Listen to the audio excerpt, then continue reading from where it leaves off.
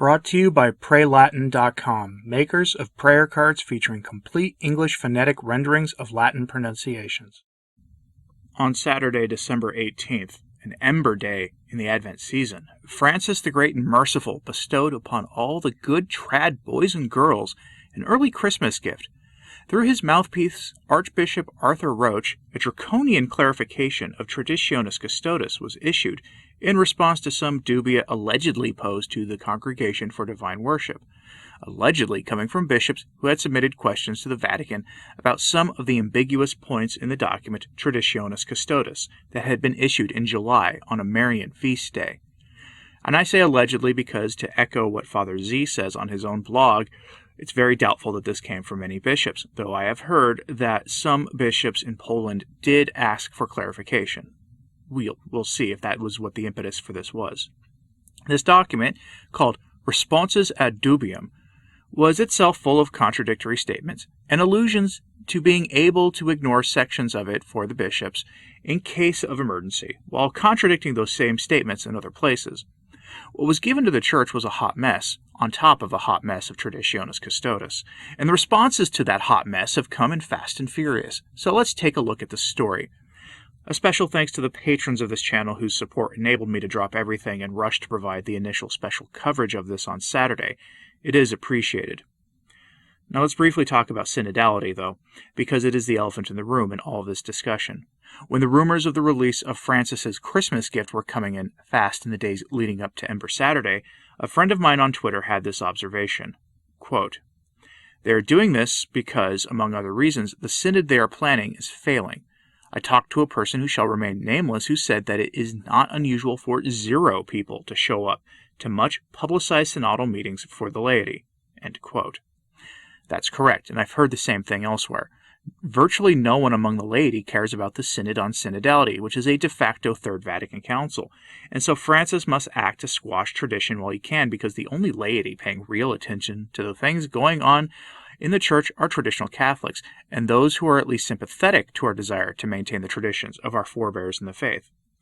Dr. Brian McCall at Catholic Family News, which is both a great traditional Catholic newspaper and a YouTube channel by the same name covering the crisis in the Church, published a long article describing what will come from this document. I highly recommend you read it. I've got a few lengthy excerpts here for you, but it doesn't do it justice.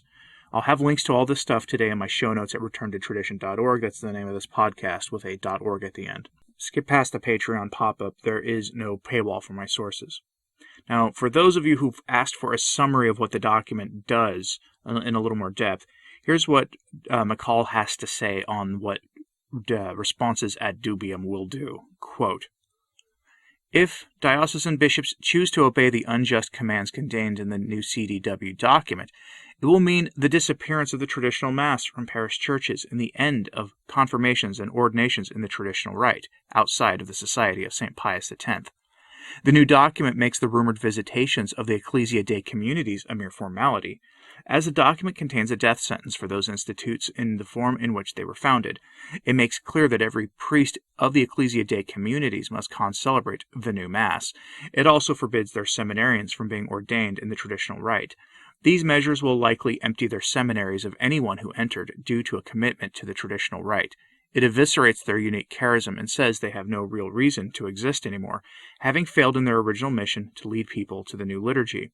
The introductory letter from Archbishop Roche makes clear the goal of every response, to eventually eliminate any celebration of the preconciliar liturgy and enforce complete adherence, with no exceptions, to the Protestantized and doctrinally deficient new Mass. Roche makes clear that, quote, every prescribed norm has always the sole purpose of enforcing this eventual uniformity. He repeats the fallacious propaganda that the new Mass, which obscures such doctrines as the real presence of Christ in the Holy Eucharist, the sacrificial nature of the Mass, the unique role of the sacrificing priest, the communion of saints, sin, and the unique privileges of the Blessed Virgin Mary, was actually a, quote, reform so that the truth of the faith as celebrated might appear ever more in all its beauty. In Orwellian doublespeak, they always mean the opposite of the truth. Whereas the new missal obscures Catholic truth, in Archbishop Annibale Bugnini's words, by stripping, quote, from our Catholic prayers and from the Catholic liturgy, everything which can be a shadow of a stumbling block to our separated brethren, that is, for the Protestants, end quote, Archbishop Roach and his cohort falsely claim the new Mass makes Catholic truth clearer and more beautiful. How does stripping it away make it more beautiful?" End quote. I'll return to Dr. McCall's article in a moment. But reactions to Francis's monumental overreach came in hot over the weekend. I have a roundup here of those reactions because they all point to something. The document is the product of a sense of desperation in Rome that they are losing, a point that I'll go into more in the coming days. For now, let's start with Dr. Peter Kwasniewski, who issued a response within hours of the release of the document. His response reminds us that this document is a cruel act of injustice against the faith. Writing in 1 Peter 5, he states, quote, "Understandably, people want and need to have a reasonable certainty that a given act is contrary to the common good before they ignore it or oppose it. It was not difficult to see, even before today, that the Vatican's opponents of the traditional liturgical rites of the Church of Rome are animated by an animosity toward tradition that is totally incompatible with the Catholic faith, and an animosity toward the faithful who adhere to tradition that is totally contrary to charity and the much vaunted desire for unity and communion, which is just mere lip service. However, by releasing a document like this, so full of malice, pettiness, hatred, and cruelty, and so abundant in its lies, exactly 1 week before the great feast of Christ's Nativity, shows, more eloquently than any other gesture possibly could, that we are dealing with thugs who have set themselves against our spiritual good, our vocations, our families, in such a way that their attack on the Church's common good could not possibly be more apparent." End quote. Those are strong words.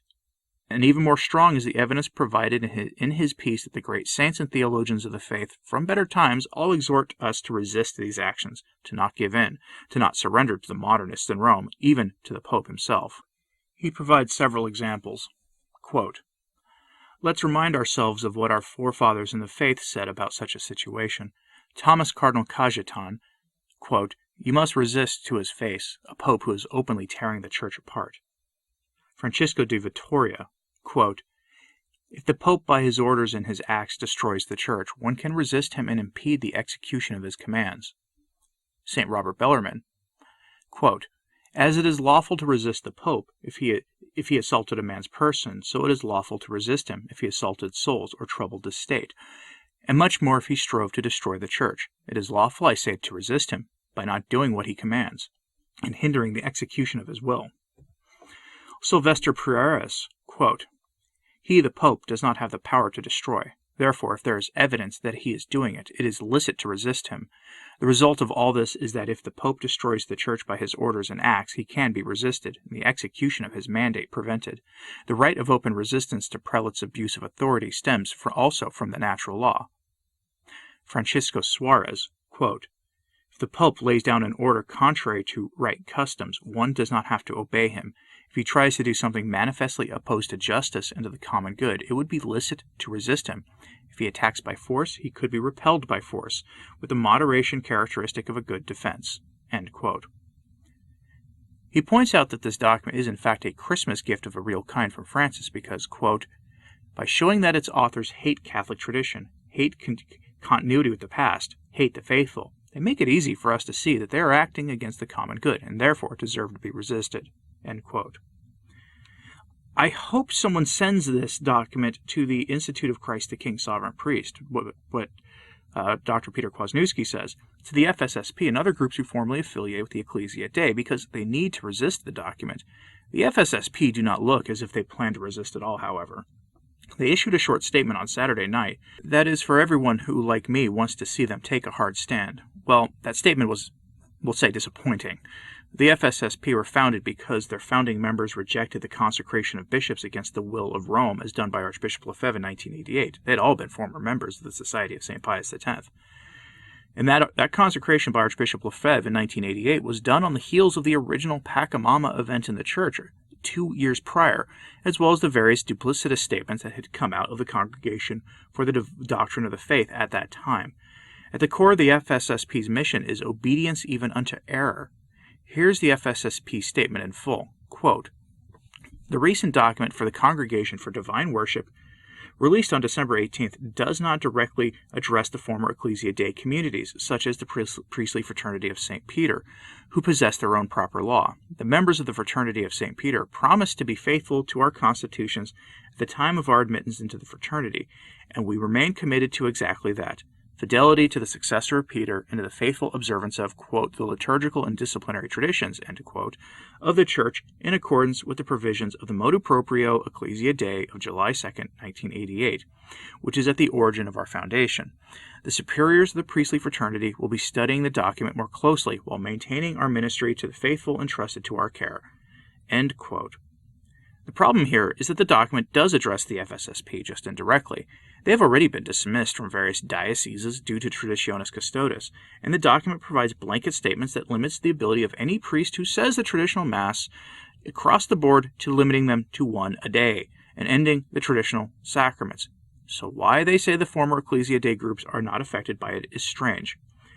But the part of the document most pointing to the whole concept of synodality not applying to those of us who want to preserve the Catholic faith is this.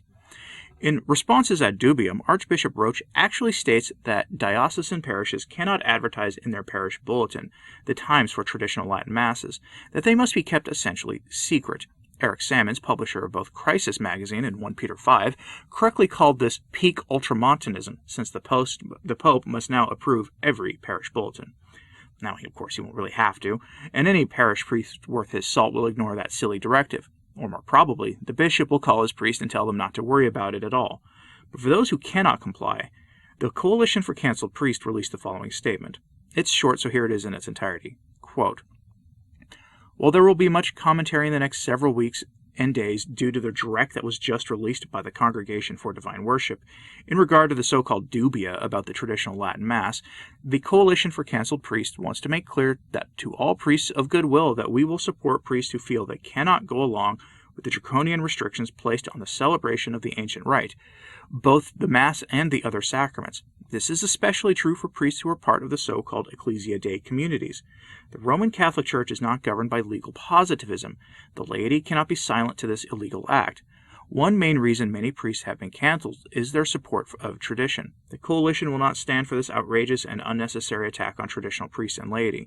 We strongly encourage the laity, who attend only the Novus Ordo Missae, and might wonder what this has to do with them, that this attack on so-called traditional Catholics is an attack on all faithful, Orthodox Catholics. It is time for all faithful Catholics to stand side by side and truly unite the clans through uncompromising, upholding, and faithfully living the holy traditions that have been handed on to us by our ancestors in the faith. Therefore, brethren, stand fast and hold the traditions which you have learned, whether by word or by epistle. See 2 Thessalonians chapter 2, verse 14. End quote. Which brings us back to Dr. McCall's piece. He reminds us that the order is in fact illegal and not to be obeyed. Quote, throughout this article, when I refer to the CDW document banning or requiring certain things, I mean that the document purports to do such things. I do not mean to imply that its attempts to forbid what cannot be forbidden, or demand what cannot be demanded, have legal effect or bind in conscience. This document, as well as Francis's Traditionis Custodes, are, to use St. Thomas's language, illegal laws. They're not laws at all, but rather acts of violence. Being acts contrary to the divine and natural law, directed not to the common good of the Church, and exceeding the authority of the Holy See, these documents are of no legal force and effect. Yet unless bishops and priests are willing to fulfill their duty and exercise their right to refuse these illegal laws, what I describe as consequences will follow from this violent attack. I do not hope for such an outcome. On the contrary, I sincerely hope that this event will be a moment of grace for bishops and priests to rise up and resist the dictator Pope and his minions to their face. See Galatians chapter 2, verse 11. And stand for the rights of God and His Church. End quote. No bishop is bound to obey it, and neither are the former Ecclesia Dei communities, even if they exist at the pleasure of the Pope. The Jesuits were once suppressed and later restored, and the FSSP and others can be restored later if need be as well. They face extinction due to the reasons outlined by McCall in his article. The purpose of this document was to bury sacred tradition forever. Plain and simple, and that was their idea from the beginning of this papacy. Francis's mission is to bury the Catholic faith. He himself is running the program given to him by the men who helped make him what the world thinks is Pope in 2013, by his own admission. And in Julia Maloney's new book on the St. Gallen Group, she makes it clear that, through meticulous research, that the St. Gallen Group's entire purpose was anti-Tridentine in purpose.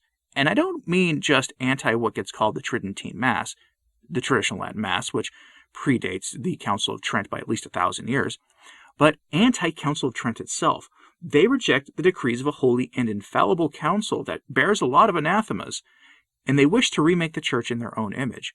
They believe Vatican II didn't go far enough, so in the name of Vatican II, they attempt to bury the faith. That is their purpose, and to do that they must change how Catholics worship. For the law of the Church that states, lex orandi, lex credendi, lex vivendi. As we worship, so we believe, so we live. That is their aim here, and you have no duty to follow what they want.